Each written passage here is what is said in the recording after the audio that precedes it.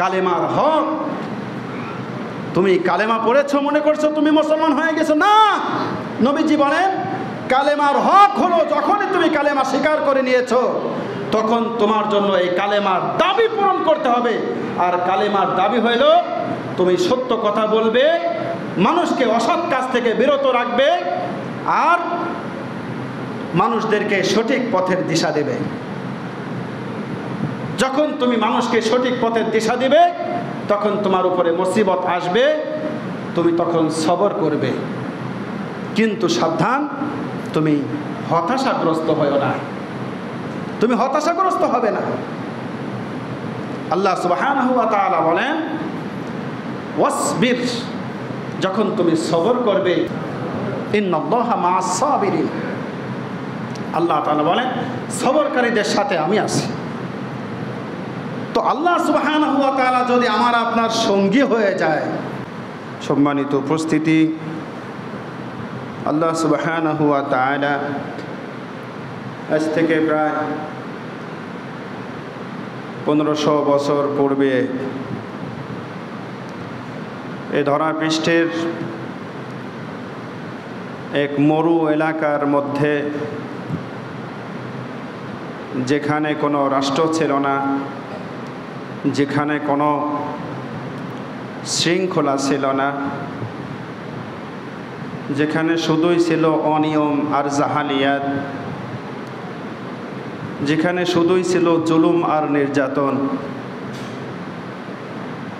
যেখানে শক্তির বাহাদুরি চলত দুর্বলের ওপরে, যেখানে মানুষদেরকে গোলামবাদীতে পরিণত করা হইত, যেই অঞ্চলের মানুষ কন্যা সন্তানদেরকে জীবিতই দাফন করে দিত, যেই অঞ্চলের মানুষদের মধ্যে কোনো ভ্রাতৃত্ব বন্ধন ছিল না, সেই অজাপরা গায়ে এক মরুর মধ্যে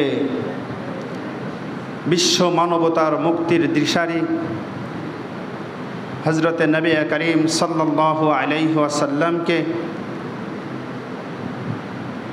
আল্লাহ সুবহানাহু ওয়া তাআলা বিশ্ব মানবতার মুক্তির জন্য প্রেরণ করে দিলেন। হযরত নবী করিম সাল্লাল্লাহু আলাইহি ওয়াসাল্লাম ওই সমাজের মানুষদের সাথে আস্তে আস্তে বেড়ে উঠলেন, বড় হইলেন। সমাজের হাল নাগাদ চিত্র তার সামনে ফুটে উঠেছিলেন। নবী আলাইহিস সালাতু ওয়াস সালাম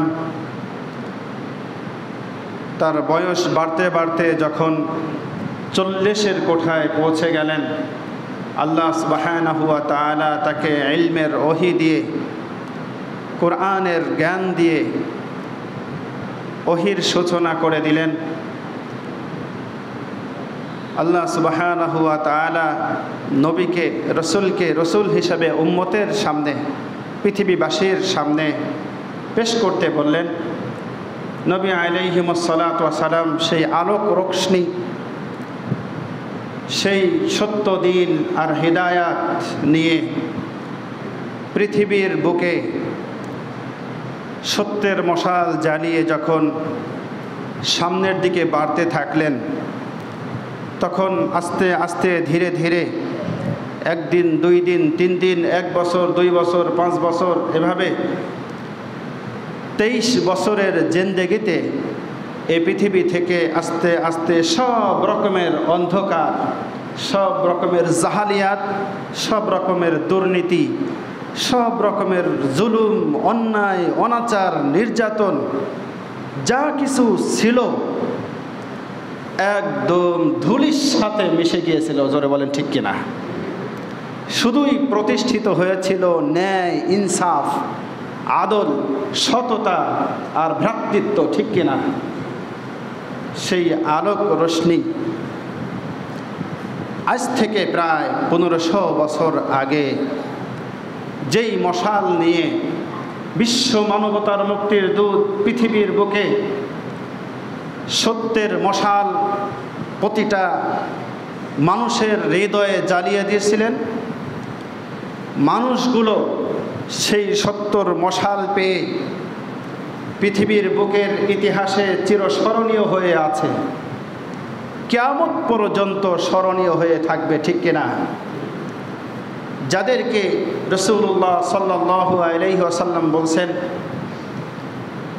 যে তোমরা হইলে আমার সাহাবায়ে কিরাম, তোমরা হইলে আমার সঙ্গী সাথী, তোমাদের তুলনা হয় না। পৃথিবীর ইতিহাসে নবী রাসূলদের পরেই তোমাদের অবস্থান। সুবহানাল্লাহ। আল্লাহ সুবহানাহু ওয়া তাআলা রাসূলুল্লাহ সাল্লাল্লাহু আলাইহি ওয়াসাল্লামের সাহাবীদেরকে জান্নাতি বলে আখ্যায়িত করেছেন। আল্লাহ বলছেন তোমাদের প্রতি আমি খুশি, তোমরা যেভাবে আমার প্রতি খুশি। সুবহানাল্লাহ। সেই আলোক রোশনি, সেই হেদায়াত, সেই সত্য দিন যখন আমরা ইতিহাসের পাতায় চোখ রাখি, যখন আমরা ইতিহাস উল্টাইতে থাকি, মনে হয় মুসলমানদের সেই গৌরবময় জীবন, শৌর্য বীর্য সেই সময়ের কি দাপট, কি মর্যাদা, কি সম্মান তাদের ছিল। তাদের মর্যাদা আর সম্মান আকাশচুম্বী। যাদের সম্মানে, যাদের মর্যাদায়, যাদের পরিচয়ে পৃথিবীর মানুষ আজ পরিচয় বহন করতেছে,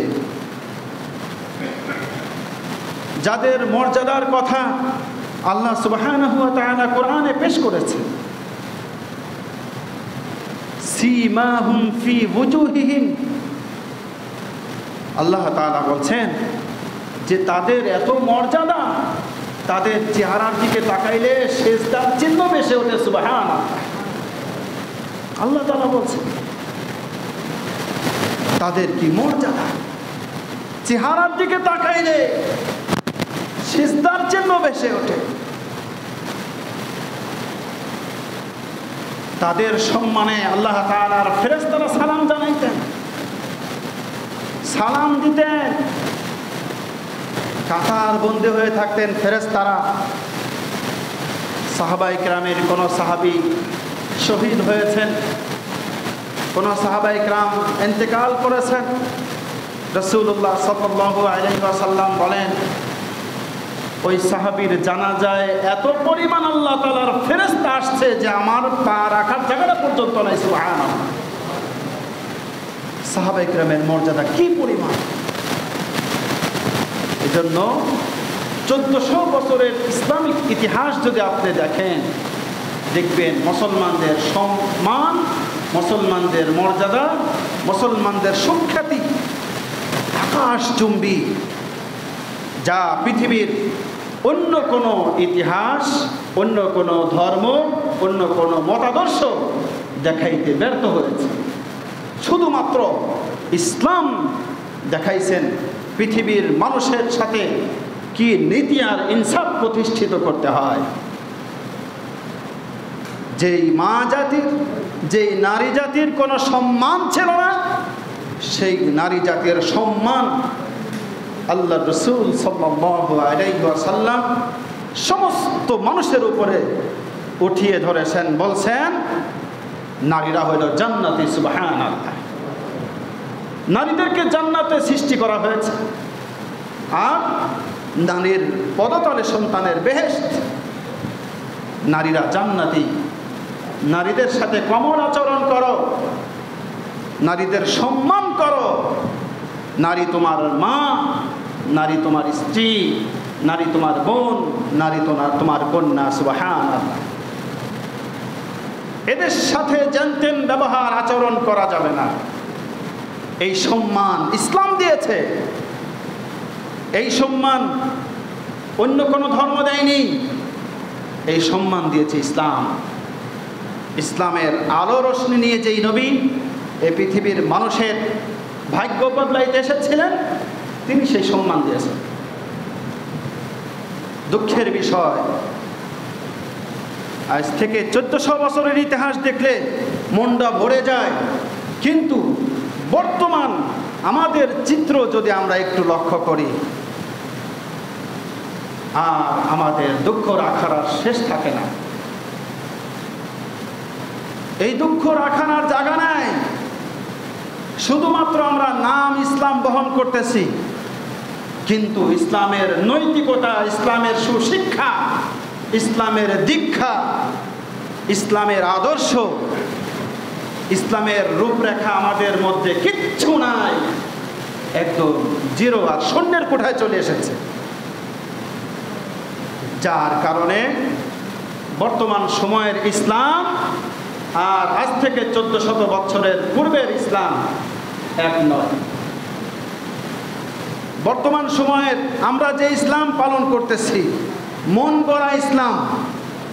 মনে চাচ্ছে তো নামাজ পড়ছি, মনে চাচ্ছে তো নামাজ বাদ দিচ্ছি, এটাকে ইসলাম নয়, এটা মন গড়া ইসলাম। মনে চাচ্ছে আমরা সিয়াম পালন করছি রমজান মাসে, মন বলছে তো সিয়াম ভঙ্গ করতেছি, এটা ইসলামী শিক্ষা নীতি নয়, এটা মন গড়া ইসলাম। মন চাচ্ছে যাকাত ফরজ, যাকাত দিচ্ছি, মন চাচ্ছে যাকাত দিচ্ছি না। মন চাচ্ছে পর্দা করছি, মন চাচ্ছে পর্দা করছি না। এটাকে ইসলাম বলা হয় না, এটাকে মন গড়া ইসলাম বলে। এই জন্য মন গড়া ইসলাম, এটাকে রাসূলুল্লাহ সাল্লাল্লাহু আলাইহি ওয়াসাল্লাম প্রতিষ্ঠিত করতে পৃথিবীতে আগমন করেন নাই। এই পৃথিবীতে রাসূলুল্লাহ সাল্লাল্লাহু আলাইহি ওয়াসাল্লাম শুধুমাত্র একমাত্র আল্লাহ তাআলার দ্বীন ইসলামকে একনিষ্ঠ, শুধুমাত্র ইখলাসিয়াত আর ওয়াহদানিয়াতের বাস্তবায়ন, ইসলামের প্রতিষ্ঠিত করতেই আল্লাহ রাসূল সাল্লাল্লাহু আলাইহি ওয়াসাল্লাম এবং নবী রাসূলদের আগমন করেছিলেন। ইসলাম সর্বজনীন। ইসলাম শুধু ব্যক্তিকেন্দ্রিক ইসলাম নয়, ইসলাম সর্বজনীন, সকলের জন্য, সকল জায়গার জন্য, সকল দেশের জন্য ইসলাম। সম্মানিত উপস্থিতি, আল্লাহ সুবহানাহু ওয়া তাআলা বলছেন, যেভাবে রাসূলুল্লাহ সাল্লাল্লাহু আলাইহি ওয়াসাল্লাম ইসলামের বাতি নিয়ে, ইসলামের আলো নিয়ে আল্লাহর তরফ থেকে আগমন করে মানুষের কাছে ইসলামের বাণী পৌঁছে দেওয়ার পরে মানুষ যখন ইসলামের সেই ঝান্ডা শক্ত করে ধারণ করলেন, শক্ত করে ধারণ করার পরে কিছু মুসিবত এসেছিল বটে, কিন্তু পরক্ষণেই আল্লাহ তাআলা বিজয় দিয়েছেন রাসূলুল্লাহ সাল্লাল্লাহু আলাইহি ওয়াসাল্লামের সঙ্গী সাথীদেরকে। ঠিক কিনা? বদরের যুদ্ধের কথা খেয়াল করেন, মাত্র 313 জন সাহাবায়ে কেরাম, তারা দুর্বল, অস্ত্র নাই, শক্তি নাই, সামর্থ্য নাই, কিন্তু তারা রাসূলের সাহাবায়ে কেরাম। তাদের অন্তরে ছিল ইসলামের নূর, ইসলামের আলো, ইলমে ওয়াহির জ্ঞান ছিল, তাদের অন্তরে আল্লাহর বিশ্বাস ছিল, আল্লাহ ভীতি ছিল। আল্লাহ তাআলার উপরে দৃঢ় বিশ্বাস নিয়ে বদরের প্রান্তরে গিয়েছেন। তাদের এই বিশ্বাস, আল্লাহ আমাদেরকে লাঞ্ছিত করবেন না, আল্লাহ আমাদের বিজয় দিবেন, আল্লাহ আমাদের সঙ্গে আছেন, আমরা আল্লাহর দাসত্ব স্বীকার করেছি, অবশ্যই আল্লাহ তাআলা আমাদের বিজয় দিবেন, এই আশা নিয়ে বদরের প্রান্তে মাত্র 313 জন, বিপক্ষে হাজারের ঊর্ধ্বে সকলে অস্ত্রসজ্জিত যোদ্ধা দাঁড়িয়ে গিয়েছেন। তুমুল যুদ্ধ শুরু হয়ে গিয়েছে। দেখা গেল মুসলমানরা খেজুরের ডান্ডা দিয়ে তাদের আঘাত করতেছে, তারা লাশ হয়ে হয়ে জমিনের মধ্যে ছিটকে পড়ে জাহান্নামের খোরাক হচ্ছে। সুবহানাল্লাহ বলেন। সাহাবায়ে কেরাম বীর দর্পে তারা যুদ্ধ চালিয়ে যাচ্ছে, তারা পিছু হটা শুরু করে দিয়েছে। একটা পর্যায়ে সাহাবায়ে কেরাম বিজয়ের পতাকা উঠায় দিলেন এবং তাদেরকে গণগ্রেফতার শুরু করলেন। আল্লাহ তাআলা বলছেন, ওয়ালা তাহিনু ওয়ালা তাহজানু ওয়া আনতুমুল আ'লাউনা ইন কুনতুম মুমিনিন। তোমরা যদি প্রকৃত মুমিন হও, যদি তোমরা প্রকৃত বিশ্বাসী হও, তোমাদের কোনো টেনশন নাই, তোমাদের কোনো চিন্তা নাই, কোনো পেরেশানি নাই, তোমাদের কোনো দুঃখ নাই, তোমরাই বিজয় লাভ করবে। বলেন সুবহানাল্লাহ। এটা বাস্তব পরীক্ষিত। যদি কোনো মুমিন প্রকৃত মুমিন হয়, আল্লাহর জন্য জীবনকে উৎসর্গ করতে চায়, তাহলে ওই মুমিনের জীবন আল্লাহ কেড়ে নেন না, মুমিনকে আল্লাহ তাআলা বিজয় দান করেন। সুবহানাল্লাহ। বদরের যুদ্ধ এটা সাক্ষী। অসংখ্য প্রমাণ এভাবে রয়েছে। আসহাবে কাহাফ, মাত্র ৬-৭ জন যুবকের ঘটনা আমরা সকলেই জানি। মাত্র ৬-৭ জন যুবক, তারা একটি গাছের নিচে একত্র হয়েছে। সূরা কাহাফ নাজিল হয়েছে তাদের পক্ষে। আল্লাহ সুবহানাহু ওয়া তাআলা এই ৬-৭ জন যুবকের ঈমানকে এত দৃঢ় করে দিয়েছে। কেন? তারা সত্য অনুসন্ধান করেছে, সত্য তালাশ করতেছে যে না, এই যে ফিরআউন, এই যে কাফের, এই যে মুশরিক নেতা, এরা যারা আমাদের ডাকছে তাদের পক্ষে, তাদের খোদাই টিকানোর জন্য আমাদেরকে ব্যবহার করতে চাচ্ছে, তারা যে এই মূর্তির পূজা করতে বলে, তারা যেখানে সেজদা করতে বলে, আসলে সেগুলি তো সেজদার উপযুক্ত নয়। নিশ্চয় আমাদের সৃষ্টির পিছনে কোনো সত্তার হাত রয়েছে। চলো আমরা সেই সত্তাকে তালাশ করি। কোথায় সেই সত্তা? কোথায় সেই প্রভু? কোথায় গেলে তাকে পাওয়া যায়? তাদের কাছে আসমানে কোনো কিতাব আসছিল না, কোনো নবী আসছিল না, কিন্তু তাদের চেতনা ছিল না, আমাদের সত্য তালাশ করতে হবে, হক খুঁজে বের করতে হবে, সঠিক নিশানায় আমাদের আঘাত করতে হবে। তালাশ করতে শুরু করলেন। কাফের মুশরিকরা তাদেরকে ধাওয়া করলো। তারা আল্লাহর নাম নিয়ে সামনের দিকে আগাইতে থাকলেন। পথিমধ্যে তাদের সঙ্গে হইলেন একটা কুকুর। কোরআনের মধ্যে কুকুরটার কথাও আসছে। তারা একটি গুহার মধ্যে চলে গেলেন। গুহার মধ্যে যাওয়ার পরে বাস তারা সেখানে নিরাপদ হয়ে গেলেন। আল্লাহ সুবহানাহু ওয়া তাআলা একটা পর্যায়ে তাদের ঘুম দিয়ে দিলেন। কোরআনের মধ্যে তাদের বিজয় গাথা ঘটনা আল্লাহ তাআলা উল্লেখ করেছেন যে হে পৃথিবীর মানুষ, তাদের মতন হও, তাদের মতন ঈমানকে মজবুত করো। সারা দুনিয়া তোমাকে দেওয়ার জন্য মানুষ আগ্রহী হবে, কিন্তু তুমি তোমার রবকে চিনতে চাইবে, তুমি তোমার রবকে পাইতে চাইবে। তুমি সারা দুনিয়াকে তুচ্ছ বলে সেটাকে লাথি দিয়ে আল্লাহর দিকেই ধাবিত হবে। তবেই তো তুমি মুমিন, তবেই তো তোমার জন্য এই বিজয়ে চুম্বন তোমার দিকে আকৃষ্ট করবে। রাসূলুল্লাহ সাল্লাল্লাহু আলাইহি ওয়াসাল্লাম যখন দাওয়াতি কাজ শুরু করেছিলেন, পৃথিবীর নেতারা রাসূলুল্লাহ সাল্লাল্লাহু আলাইহি ওয়াসাল্লামকে বিভিন্ন রকমের প্রলোভন দেখিয়েছিল, দুনিয়ার প্রলোভন। রাসূলুল্লাহ সাল্লাল্লাহু আলাইহি ওয়াসাল্লাম বলছেন, না, তোমরা যদি আমার এক হাতে আকাশের সূর্য, অপর হাতে যদি আকাশের চন্দ্র এনে দাও, আল্লাহ তাআলা যেই আলো দিয়ে, যেই দিন দিয়ে, যেই সত্য দিয়ে আমাকে তোমাদের নিকট পাঠিয়েছে, এ থেকে এক চুল পরিমাণও পিছপা হবার কোনো সুযোগ আমার নাই। বলেন সুবহানাল্লাহ। সম্মানিত উপস্থিতি, এই জন্য সেই সত্য দিন আজ আমাদের সমাজ থেকে বিলুপ্ত হয়ে যাচ্ছে। আমরা শুধুমাত্র নাম বহন করতেছি ইসলামের, কিন্তু ইসলামিয়াত, ইসলামের সেই মূল শিক্ষা আমাদের থেকে বিলুপ্ত প্রায়। রাসূলুল্লাহ সাল্লাল্লাহু আলাইহি ওয়াসাল্লাম হাদিসের মধ্যে আমাদের সম্পর্কে হাদিস পেশ করেছেন।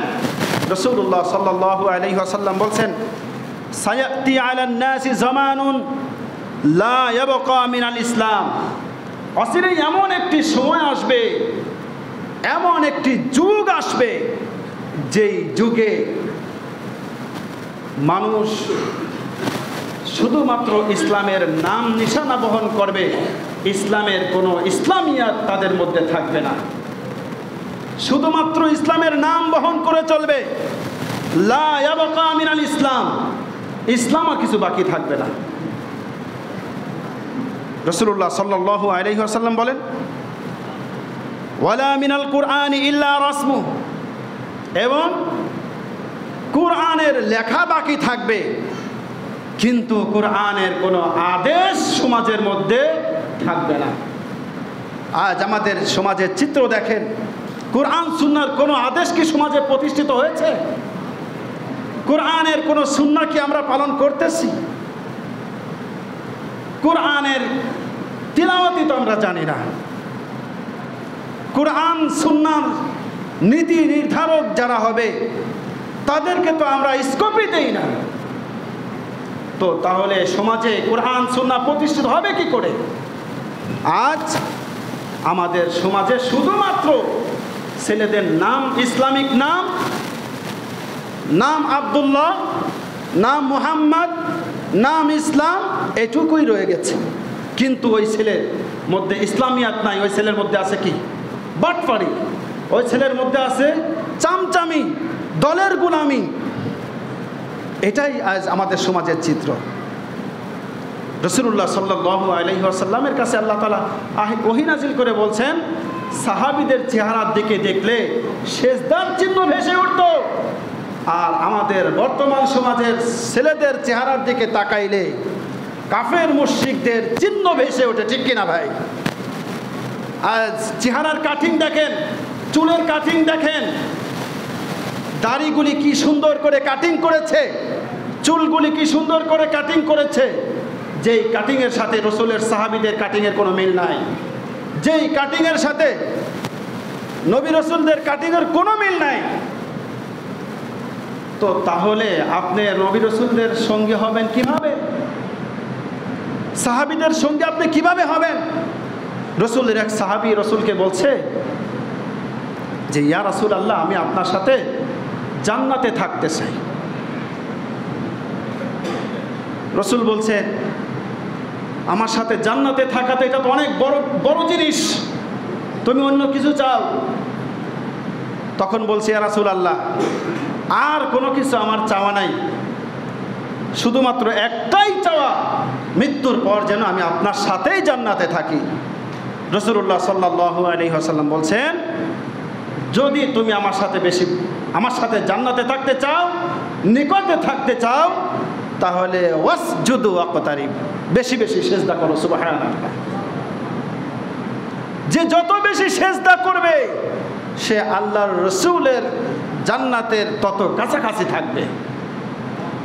আর আমরা এই সেজদা থেকেই দূরে। 5 ওয়াক্ত নামাজের 1 ওয়াক্ত পড়ে তো 4 ওয়াক্ত ছেড়ে দেয়। অনেক মুসল্লি আছে শুধু জুম্মার নামাজ পড়ে, আর কোনো নামাজই পড়ে না। আবার সুদ খায়, ঘুষ খায়, চুরি, বাটপাড়ি, লনপটি, যত রকমের অন্যায় আছে এর মধ্যে আছে।